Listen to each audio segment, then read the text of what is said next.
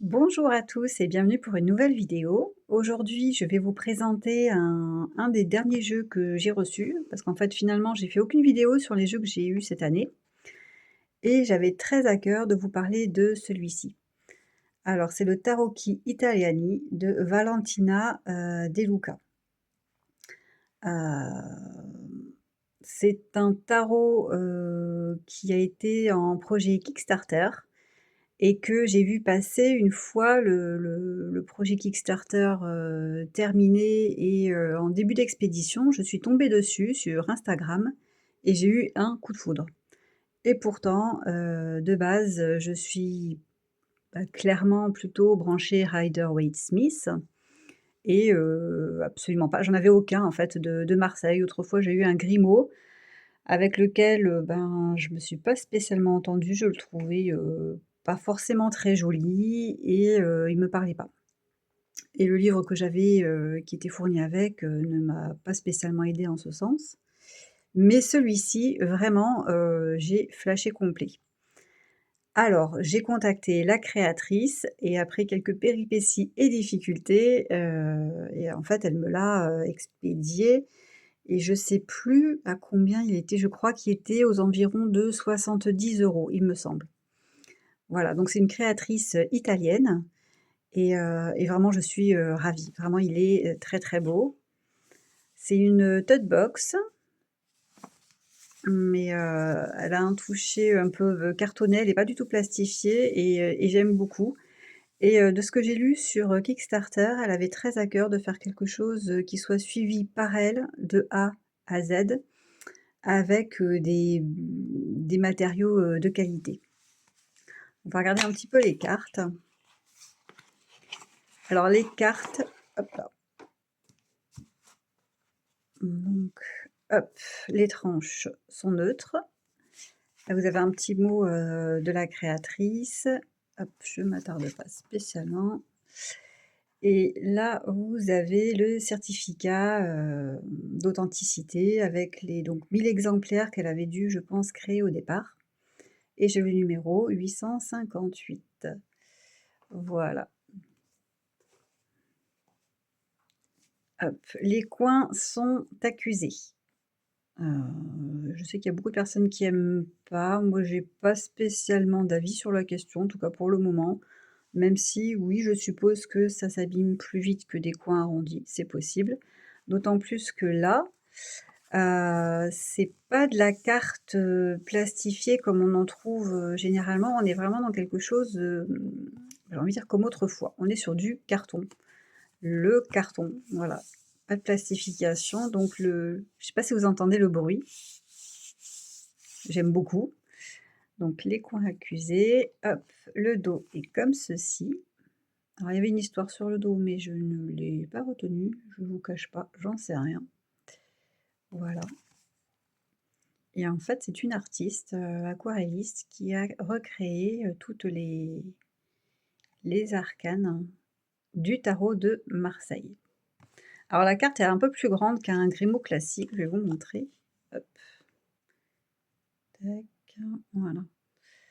Un peu beaucoup. Je reconnais que donc là, je l'ai remis dans l'ordre pour vous le présenter, mais j'ai un peu de mal à le brasser, pas se mentir. C'est un peu compliqué, mais il est tellement beau. Du coup, on profite vraiment, vraiment, des images, hein. Allez, je vais vous faire une petite présentation. Hop, parce qu'elle est comme ça. En termes de grammage, honnêtement, après il reste souple, hein, mais j'irai pas non plus, faire un super shuffle avec parce que, étant pas plastifié, ça me ferait un petit peu peur et comme j'y tiens énormément, ça serait vraiment dommage. Donc on est sur un bon grammage, hein, toujours. Donc hop, le mat. Italien, hein, le tarot. Tarot de Marseille italien. Après tout, Marseille est pas très, très loin de l'Italie. La papesse.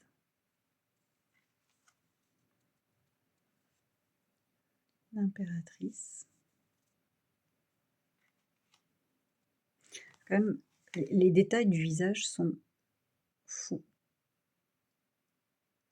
Les détails sont absolument incroyables, même sur la robe, le corsage, c'est magnifique. Vraiment magnifique. Un très, très beau travail d'artiste.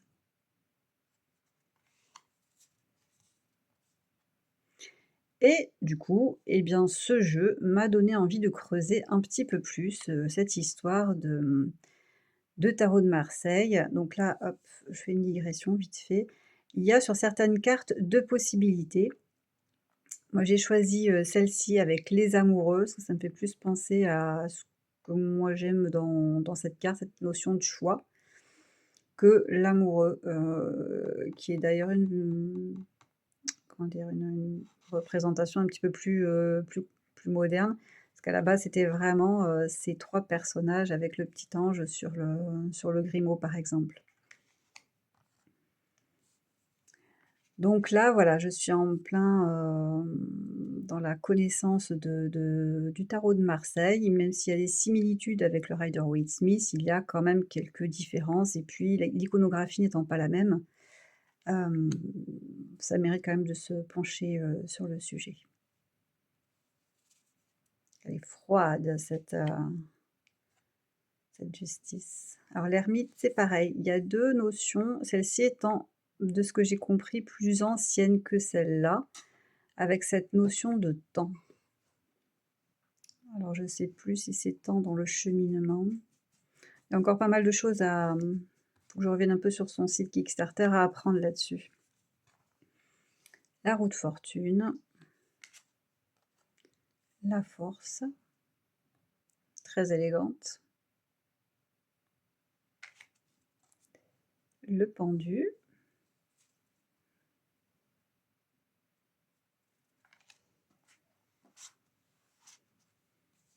Elle glisse bien quand même, vous voyez? La mort.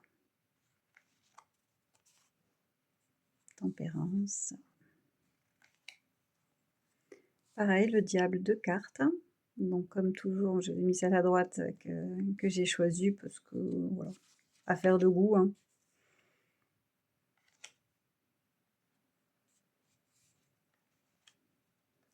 La tour, pareil, 2 choix.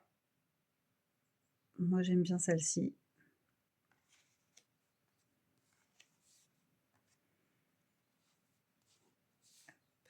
Une étoile. La lune, 2 choix. Et là, pour une fois, j'ai pas choisi la représentation, usuelle, j'ai envie de dire, j'aime bien celle-ci. Mais bon, après on peut intervertir, tout est affaire de goût, hein. Le soleil.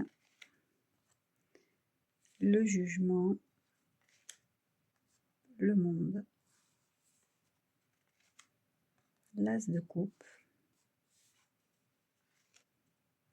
Le 2 de coupe. Oui, Matronois, c'est le nom de son entreprise, en fait. Son petit pseudo. 3 de coupe. Le 4. Le 5 de coupe. Les couleurs sont magnifiques. Vraiment, il y a un travail incroyable qui a été fait. Le 6. Le 7. Le 8. Le 9. Le 10. Le valet.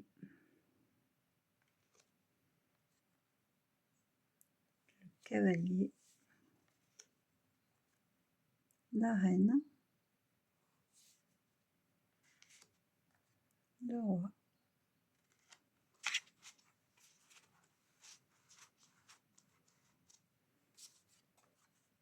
L'as d'épée.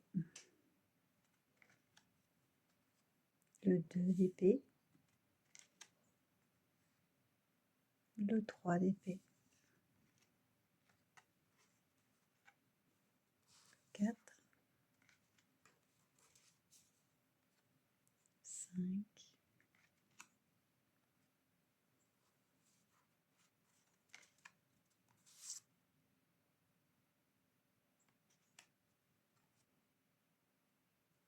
Je sais pas du tout si elle a prévu de le rééditer ou s'il lui en reste. C'est une très bonne question. Peut-être qu'elle aura un autre projet, complètement différent. N'empêche que c'est grâce à ce jeu-là, finalement, que je daigne me pencher sur la question, du tarot de Marseille. Parce que c'est vrai que le Grimaud, pas se mentir, hein, c'est pas le plus joli, j'ai envie de dire, de façon esthétique, bon après il y en a qui l'aiment, c'est affaire de goût comme tout, hein, mais, moi j'avoue que, à la fois je le trouvais mystérieux, le Grimaud et en même temps, repoussant et bah, grâce à celui-ci, il y a des choses qui se sont décantées et peut-être c'est l'habitude aussi maintenant de manipuler les cartes, que ce soit avec un Rider-Waite-Smith, ou même avec celle-ci. Ça m'a un peu réconciliée et du coup, j'en ai profité pour aller sur, Vinted et acheter, et bien, un Grimaud qui avait un peu de vécu parce que je voulais, sans qu'il soit pour autant spécialement abîmé, hein, n'exagérons rien, mais j'avais envie de renouer avec ce Grimaud et de me dire: «Bon, c'était peut-être pas l'heure, mais peut-être que maintenant, je suis prête à discuter avec toi».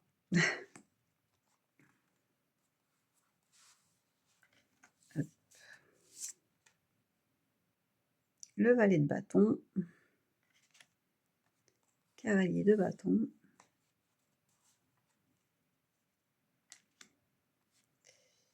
la reine de bâton et le roi.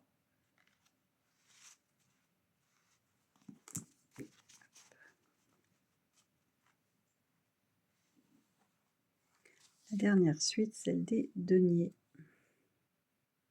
C'est absolument magnifique. Très, très beau. Le 2.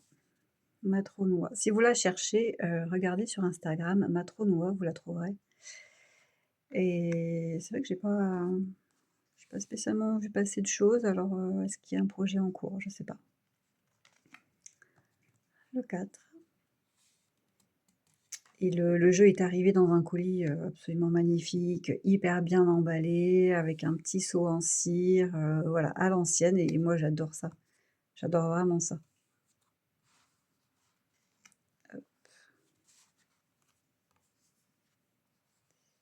Le 7,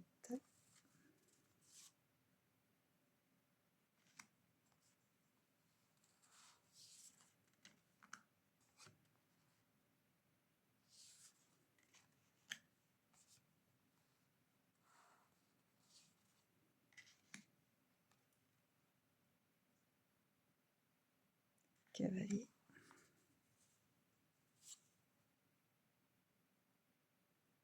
la reine et le roi. Voilà. Bien écoutez, j'espère que cette petite présentation, vous aura plu et vous donnera peut-être envie d'en savoir plus sur ce jeu et la créatrice, à savoir si elle en a encore ou pas. Voilà, en tout cas, je vous souhaite une belle fin de journée et à très bientôt.